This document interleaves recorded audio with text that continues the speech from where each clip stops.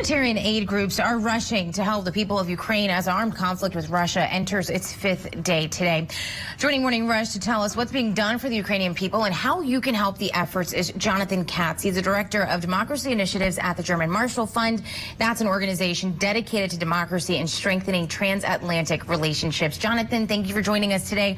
So close to 500,000 refugees have fled Ukraine since last week. What type of challenges are they facing at the border crossing facilities? Well, first and foremost, there's been an extraordinary outpouring of support for Ukrainians, including its neighbors, where many of the countries where you see refugees leaving to go to, including Poland, Hungary, Romania, Moldova, Slovakia. And so those governments and also their populations have stepped up to provide everything from water to lodging to legal support, moral support. We can't forget that we're in the middle of winter right now as well. So this outpouring of support has been incredible. But I think it's important that we should not forget that the challenges also exist internally in Ukraine right now. IDPs, internally displaced persons. We have urban warfare right now. And if you're watching the scenes from Kharkiv, Ukraine's second largest city, you can see the indiscriminate bombing, human rights violations, criminal violations, with women, children, and families being targeted by the Russian government. This is unacceptable. So, Jonathan, right now on our screen, we have video that we were just playing. People are carrying backpacks on their backs. They're dragging suitcases along. And a lot of times that is the only thing that they have in their hands, just what they could carry, essentially, it looks like. We know that the White House said Friday that the U.S. is ready to take these refugees. So how likely is it that we'll see an influx of refugees here in this situation? I haven't seen what exactly the numbers that will come in. Of course, the United States is also already providing humanitarian assistance. Secretary Blinken announced an additional over $50 million in humanitarian support for Ukrainians. And of course, the United States will be considering how to help Ukrainians, including bringing them to the United States. But many of them are going to Europe, going into the neighborhoods that they live.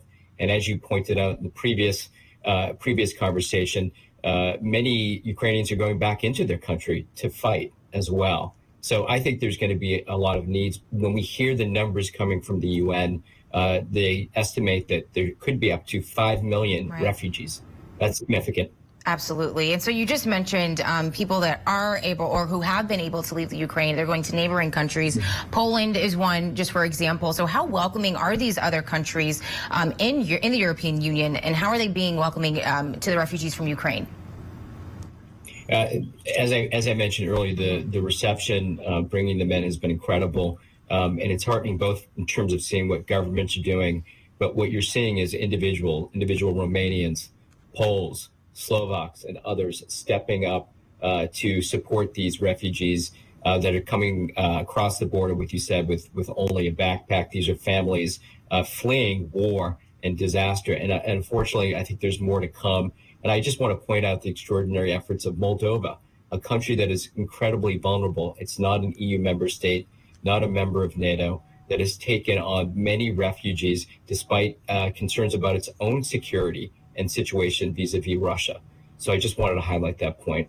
Right. So last week we spoke with someone who was living in Ukraine and made the decision to stay there. And he was talking about how this was something that they didn't really think was actually going to happen. And that is where they made the decision. And then after seeing those long lines, just traffic of people trying to get out of the country.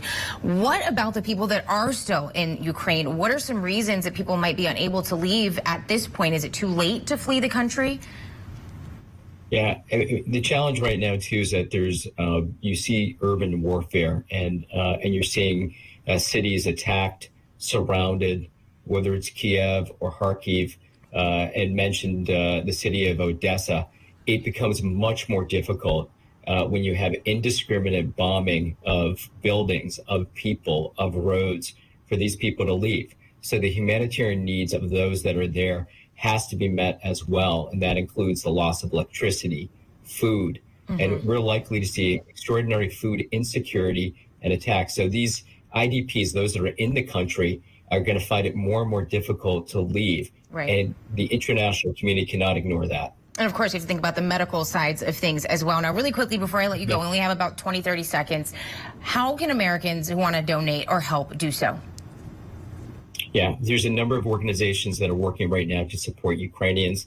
UNICEF, Doctors Without Borders, CARE, Save the Children.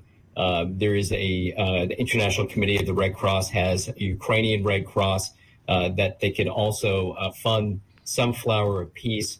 These are just a few of the organizations. The State Department and USAID on the U.S. side has listed a number of these organizations.